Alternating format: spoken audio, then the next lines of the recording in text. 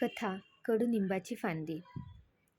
हे घे अमृता म्हणत त्यांनी लोणच्याची वाटी त्या भगदाड पडलेल्या भिंतीवरून दिली. हसत त्या अमृताला म्हणाल्या, काय ग, वर्ष झालं असेल नाही का आपल्या मैत्रीला? अमृता म्हणाली, नाही वर्ष नाही, पण होत आलं असेल. मागच्या लॉकडाऊन नंतर त्या तुफान पावसात पडलेली ही भिंत आणि मग दिसणारे आपले चेहरे. काकू म्हणाल्या, कधी मन एकरूप होत गेलं कळलंच नाही. पण बरं, त्या कोरोनाच्या दुष्ट काळात जरा सोबत असल्यासारखं वाटलं. गप्पांमुळे मन मोकळं होत राहिलं. एकतर सगळेच घाबरलेले एकमेकांकडे जायला, आणि फोनवर पण तोच विषय, कोरोना. त्यापेक्षा आपलं मस्तच जमलं. दुपारी दासबोध काय, संध्याकाळी रामरक्षा, आणि तू ही तुळस इथे ठेवलीस हे बरंच केलं. तुझं माझं अंगण जोडलं ना तिने. पण परत तुझं ऑफिस, मग भेटी कमी झाल्या, पण ओढ कायम. त्यांचं वाक्य तोडत अमृता म्हणाली, आणि ह्या खाऊने तर अजूनच लज्जत वाढवली. किती चव आहे काकू तुमच्या हाताला. मला एकदा घरी येऊन गरमागरम पोटभर जेवायचं आहे तुमच्या हातचं.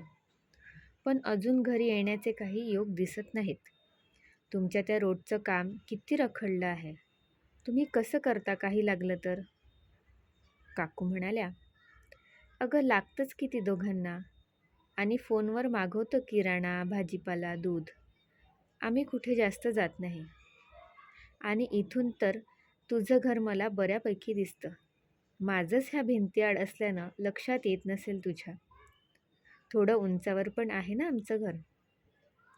जाऊ दे, आपले चेहरे दिसतात हेच खूप आहे. हो ना काकू. आणि माझे डोहाळे तुम्ही ह्या 4 महिन्यात हा खाऊ देऊन पुरवत आहात. मला तर आईच्या रूपात भेटल्या तुम्ही. हे असं सगळं चालू होतं आणि पाडव्याची चाहूल लागली. काकूंच्या घराची पलीकडची योजना नेमकी लक्षात येत नव्हती. पण एक कडुलिंबाची फांदी काकूंच्या डोक्यावर होती. अमृताने आदल्या दिवशीच सांगून ठेवलं, काकू, उद्या ती फुलं असलेली फांदी मला द्या तोडून. काकूंनी फक्त फांदीकडे बघितलं आणि काहीच बोलल्या नाही. सकाळी अमृताने सुंदर रांगोळी काढली, सुंदर जरी साडी नेसली, नवरोबा तयार झाले, मंद मोगऱ्याचा गजरा केला. गुढी उभारताना सुंदर जरीच्या साडीवर काठी, गजरा सगळं घातलं, आणि कडुलिंब राहिला की. अमृताच्या लक्षात आलं.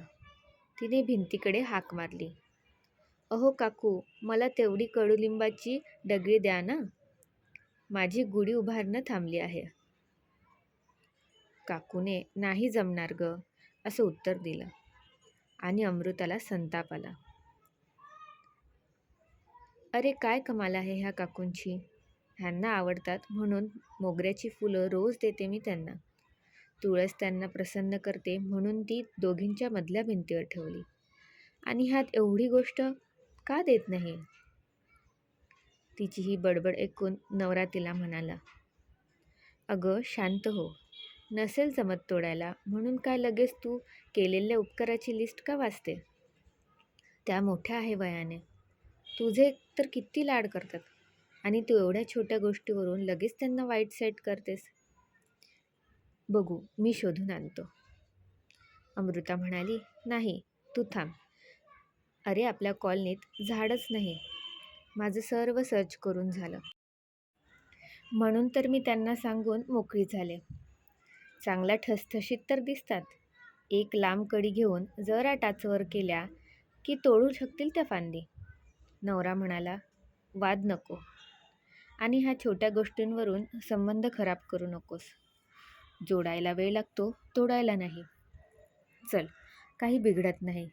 कडुनिंब नसेल तर गाठी आणि आंब्याचे पानं आहेत, तीच बांधू. अमृता दिवसभर डोक्यात राग घेऊन होती. आज खरं तर काकू तिला बासुंदी पुरी देणार होत्या.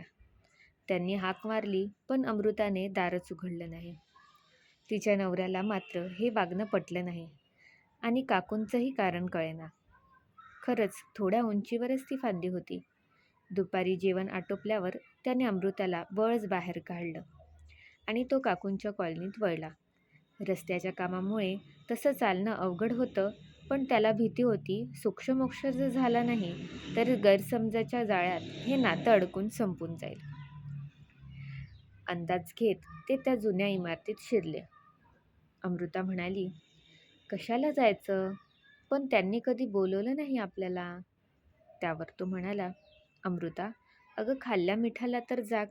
ज्या काकू तुला घासातला घास देतात त्या काकू एका छोट्याशा गोष्टीला तुला नाही म्हटल्या तर तू इतकी विरोधात गेली त्यांच्या. असा स्वभाव जर राहिला तर आयुष्यात आपण माणसं जोडू शकणार नाही. माझ्या आईने मला सांगितलंय की कोण्या माणसाचा कधी राग आला तर त्याने आपल्यासाठी जे चांगलं केलंय ते आठवायचं. बोलत बोलत ते वरच्या मजल्यावर गेले. जरा पडका जुना होता. जुनं कुजलेलं लाकूड असलेला जिना असलेली बाल्कनी, त्यात प्लास्टिकच्या डब्यात हिरवागार मरवा साचलेला होता. दाराशी रांगोळी नव्हती. एवढा सण पण साधी रांगोळी काढली नाही. नुसतं आपल्याला शहाणपणा शिकवतात असं अमृताच्या मनात आलं. काकू म्हणत दोघांनी हाक मारली. दरवाजा बंद होता. कडी वाजवली तर बराच वेळ लागला दरवाजा उघडायला. दरवाजा उघडला पण समोर कोणी दिसलंच नाही. एकदम खालून आवाज आला, या या. अहो, लेक जावई आले म्हणत त्यांनी बाजेवर पडलेल्या काकांना हाक मारली आणि त्या खरकत खरकत बाजेकडे गेल्या. अमृता आणि तिचा नवरा सुन्न होऊन बघत होते. काकूंना गुडघ्यापासून पायच नव्हते. काका खूप आजारी दिसत होते, पण खोलीत प्रसन्नता होती. छोट्याशा देवघरात छोटी गुढी उभी होती. लहानसा दिवा तेवत होता. अमृताला रडूच आलं आणि ती काकूंच्या गळ्यात पडून रडायला लागली.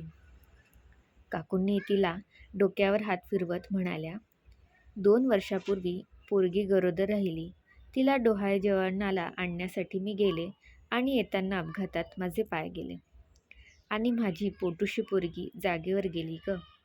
ह्याचं दुखणं खूप जुनं, त्यात मी अशी झाले. निराशेचे ढग दाटले, पण पालवी फुटावी तशी तू जगण्यात आली. कदाचित देवाची मर्जी. तुला हे सगळं सांगावं वाटत होतं, पण ओळखीनंतर तू काही दिवसात गोड बातमी दिली. मग वाटलं आता काही सांगितलं तर दयाळू नजरेने बघशील. काही दिला खाऊ तर तो तुला मला होणारा त्रासच वाटेल. कदाचित जसं तू हक्काने सांगत होतीस, मला हे खावं वाटतंय, ते खावं वाटतंय, तसं तू बोलली नसतीस. मला माझी लेक दिसते ग तुझ्यात. हे काय, तुझ्या डोहाळे जेवणाची हळूहळू तयारी करते म्हणत काकूंनी पुठ्ठ्याचे हरीण बनवलेले दाखवले. बघ, हरणाच्या गाडीत बसवले तुला. आता तर अमृताच्या नवऱ्यालाही रडू आलं. काका निश्चित पडून होते, पण ते तोडके मोडके शब्द जोडत बोललेच, आयुष्यात कितीही संकट आली तरी हिच्या आनंदाची, उत्साहाची, चैतन्याची गुढी कायम उंच असते हां. म्हणून तर कठीण काळातही ती छान जगते. काकूंनी पटकन 2 वाट्यात बासुंदी दिली. काकूंचं ते पाय नसतानाही सहजतेने जगणं अमृता आणि तिच्या नवऱ्याला पुढच्या जगण्यासाठी खूप काही शिकवून गेलं. काकू, आज खरा गुढी उभारण्याचा अर्थ कळला. हो, खरंच आभार तुमचे. काकू म्हणाल्या, आपल्यातील आत्मविश्वास असा उंच ठेवायचा. स्वतःच्या मनाला असं आनंदाचं रेशीम वस्त्र गुंडाळत राहायचं. आपल्या ऊर्जेची गुढी मग कायम लहरत राहते. दोघे निघाले. काकू निरोपासाठी दरवाजाकडे येणार तेव्हा अमृता म्हणाली, मागूनच या आपल्याच जागी. दासबोथाची वेळ झाली ना. हो म्हणत काकू खरंच मागच्या दरवाजात गेल्या. दगड रचून केलेल्या खुर्चीवर अशा जाऊन बसल्या. अमृताला वाटलं आपण फक्त तो हसरा चेहरा बघत होतो. आता कळलं ही गुढी किती अवघड मार्गातून तिथे सज्ज असते. तिने काकूंच्या देवघरातील गुढीकडे बघितलं. कुठलाही थाटमाट नसताना गुढी छोटीशी पण प्रसन्न आणि आनंदी दिसत होती. अमृताने दिलेलं छोटंसं मोगऱ्याचं फूल सगळं आसमंत दरवळून टाकत होता. अमृताला जणू सांगत होतं, तूही आता ह्यांचं आयुष्य दरवळून टाक.